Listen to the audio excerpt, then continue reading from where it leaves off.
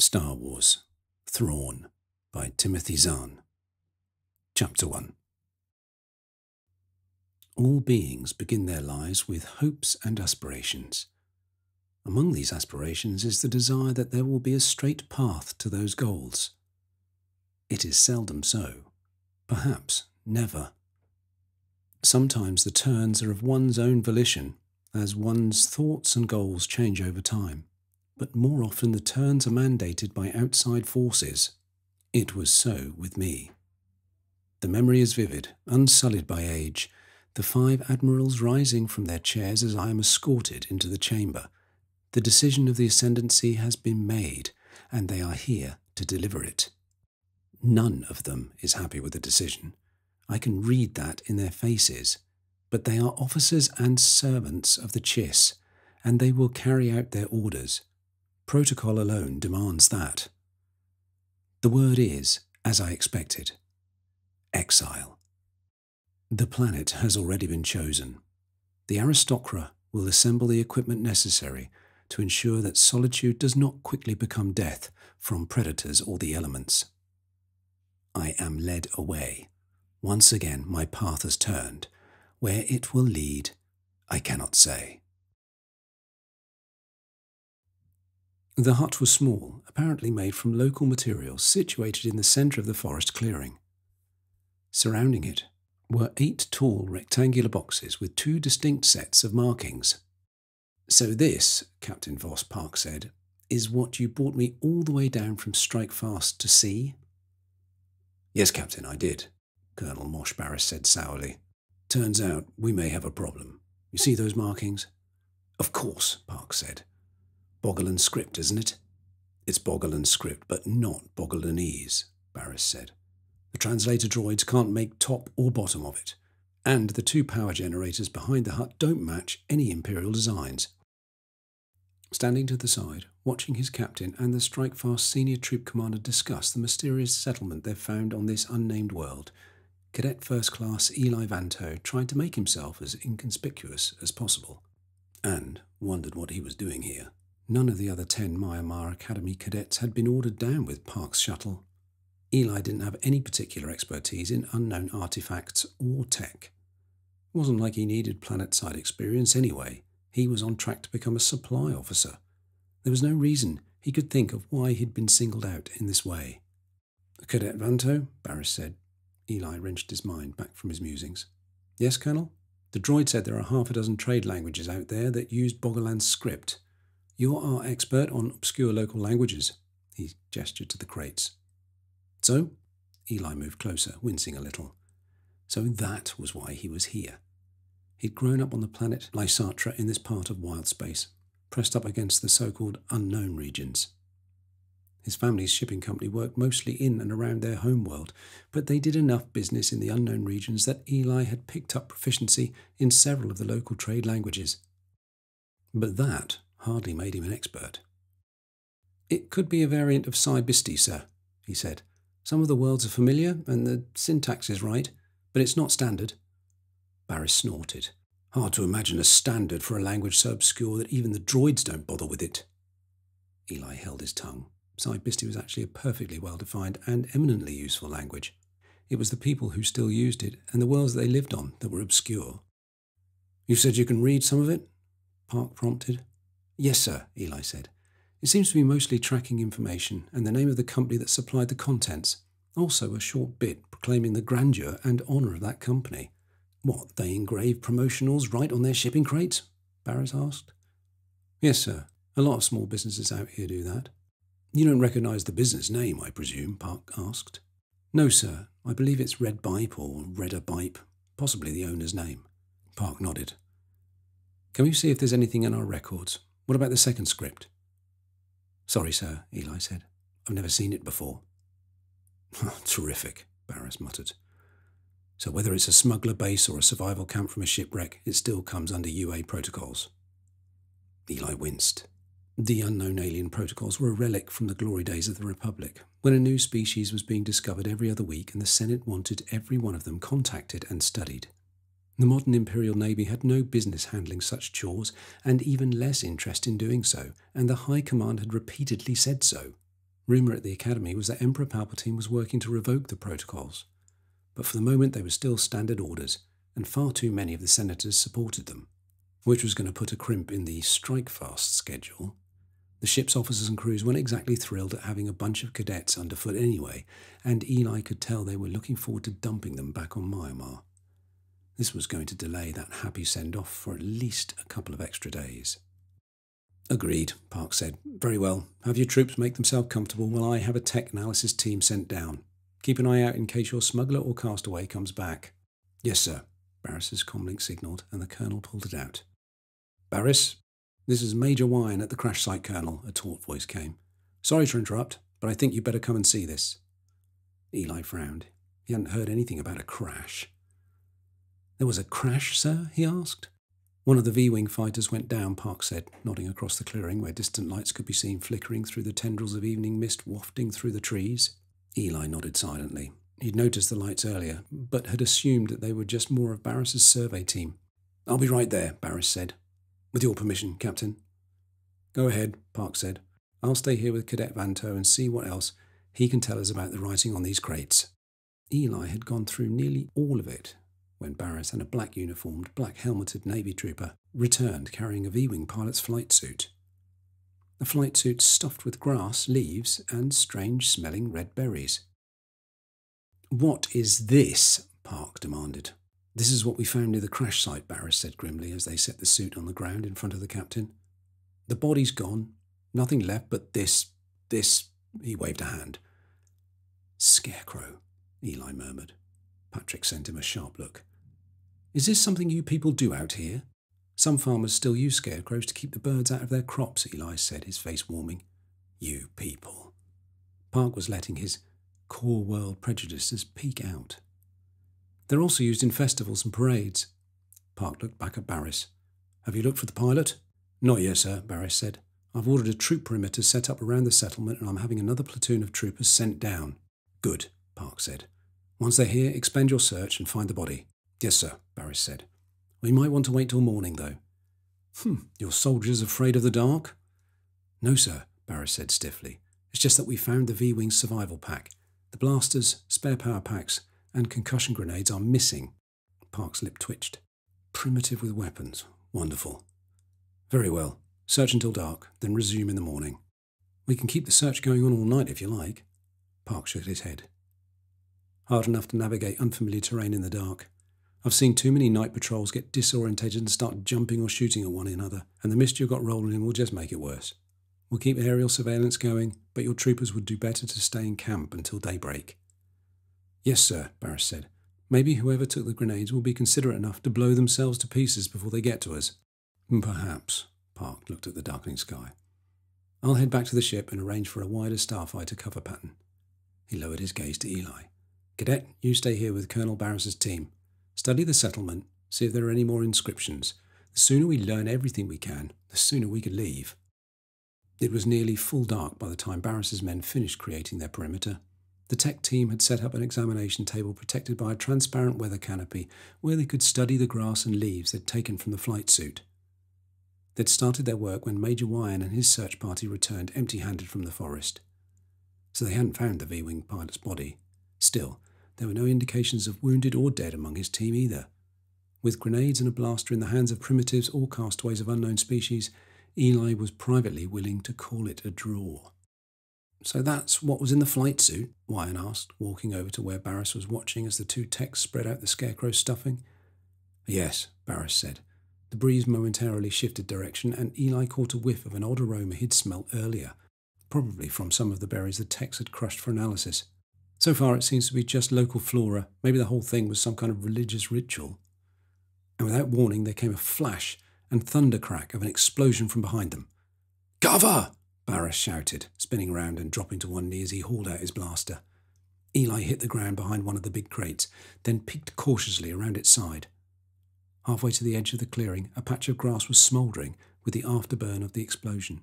Beyond it, Navy troopers were running towards the closest part of the sentry line, blasters drawn and ready. Someone flicked on a searchlight, the brilliant glow sweeping across the forest and lighting up the mist flowing between the trees. Eli followed the spot of light with his eyes, searching for a glimpse of the enemy who was attacking them. and instead watched as Barris was slammed flat on his face by a second explosion.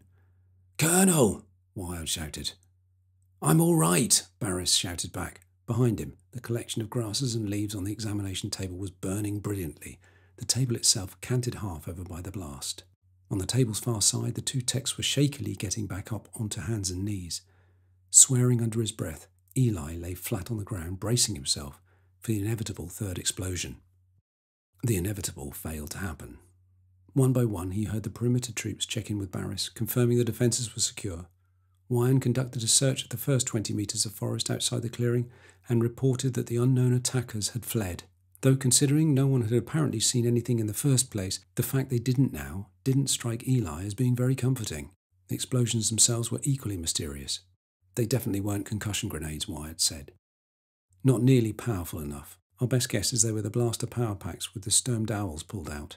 That doesn't sound like something savages would be able to figure out, Eli said, frowning. Very well deducted, Cadet, Wyan said sarcastically. Colonel Barris thinks our castaway has come back. He gestured to the hut.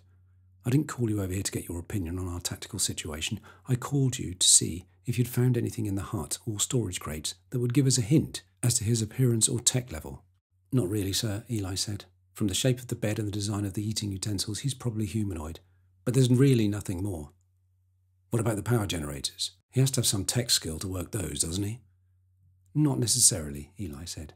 They're mostly automated. Wyan scowled into the night. So why the attack, he muttered under his breath. And why such a puny one? If he's smart enough to figure out sturm dowels, he's smart enough to pop a grenade. Maybe he's trying to scare us away without wrecking his home, Eli offered. Wyan gave him a sharp look, perhaps preparing to repeat his warning, not to offer military advice. But he didn't.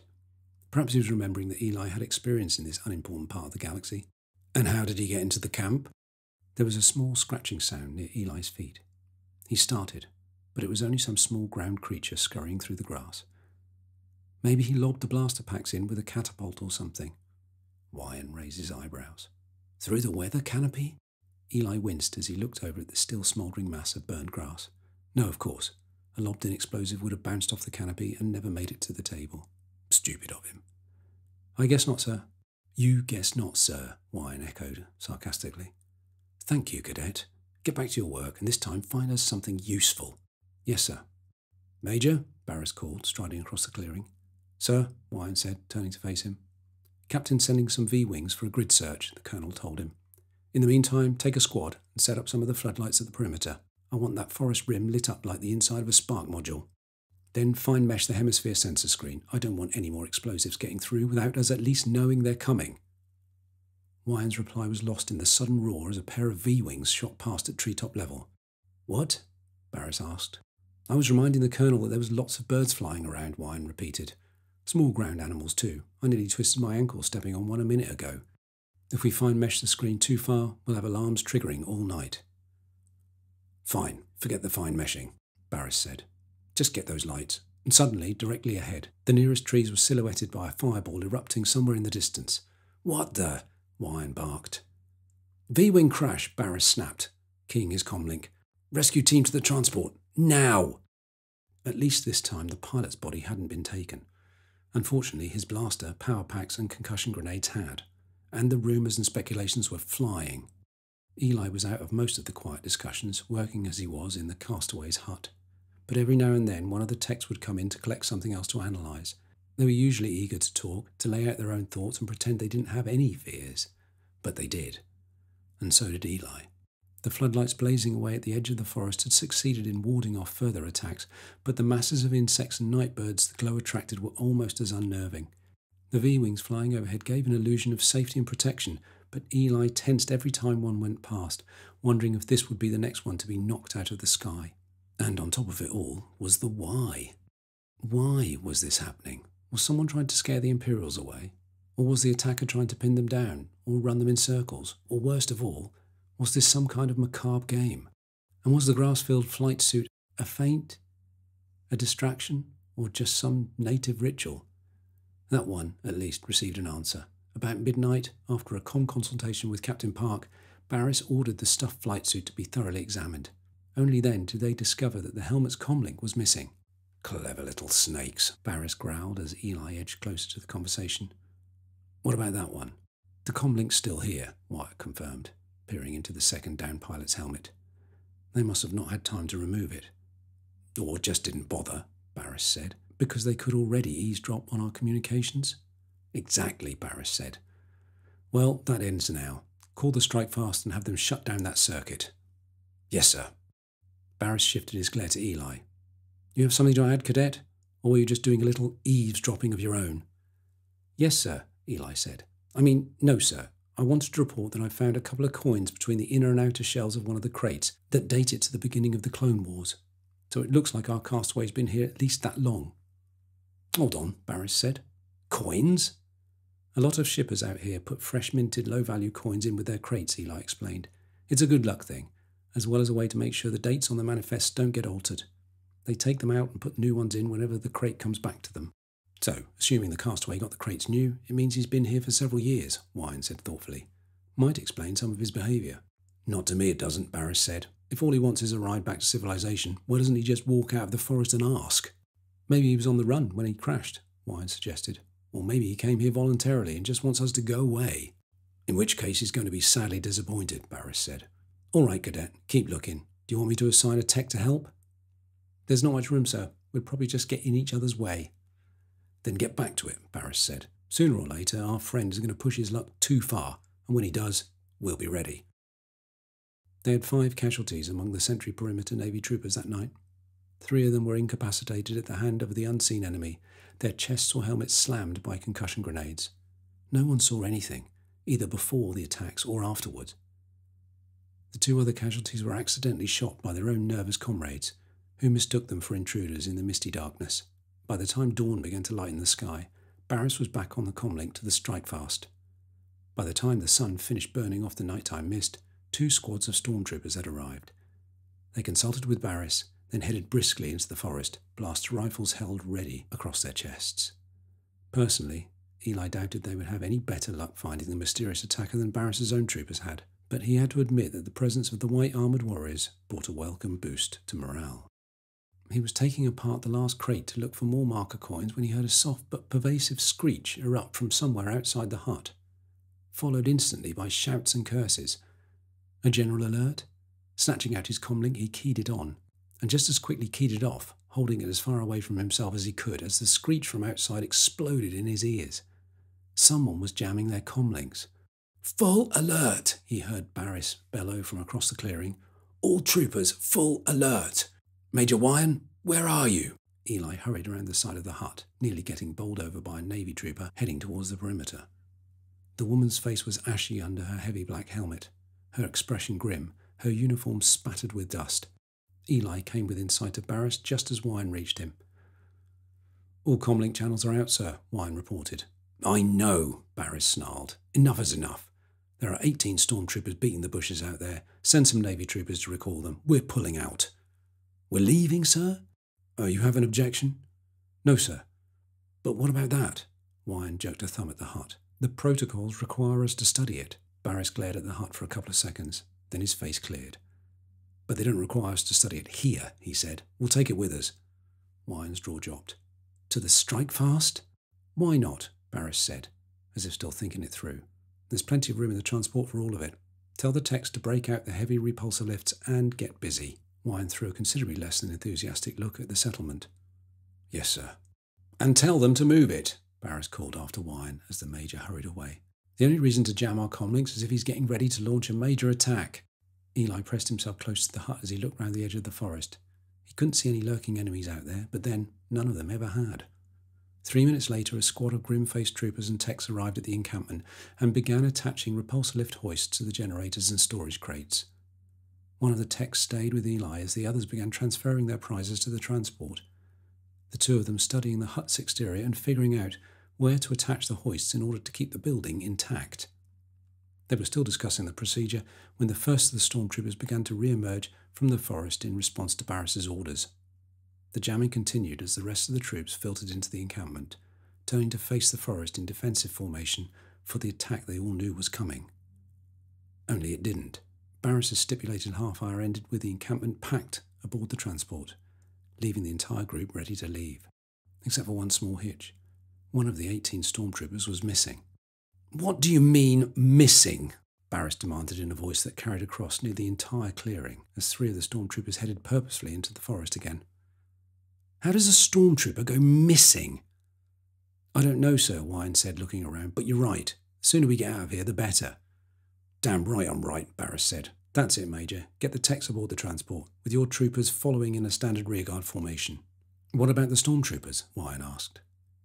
They've got their own troop carrier, Barris said. They can stay behind and beat the bushes to their heart's content. We'll leave as soon as everyone else is aboard.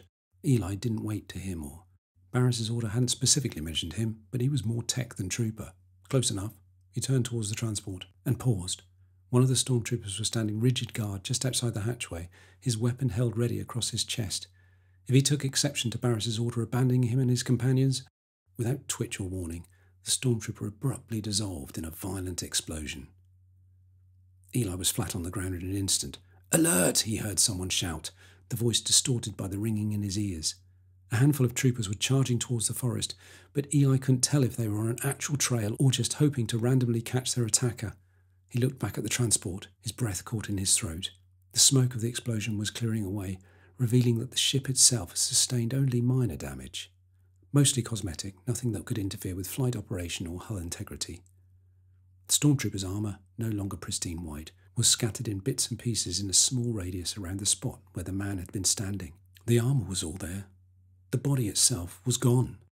No, Eli heard himself mutter under his breath. It was impossible. A blast that caused so little damage to the ship behind it couldn't possibly have disintegrated a body so completely, especially not without doing the same to the armour that had encased it.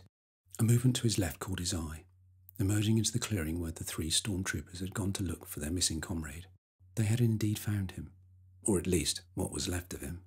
Eli had half expected the transport and troop carrier would be attacked as they lifted into the sky, but no missiles, laser pulses or catapult grenades followed them up. Soon, to his relief, they were safe in the Strike-Fast's hangar bay. Captain Park was waiting beside the transport's hatch as the men filed out. "Colonel," he said, nodding gravely as Barris emerged behind Eli. "I don't recall giving you permission to leave your position." "No, sir, you didn't," Barris said, and Eli had no trouble hearing the weariness in his voice. "But I was the commander on the scene.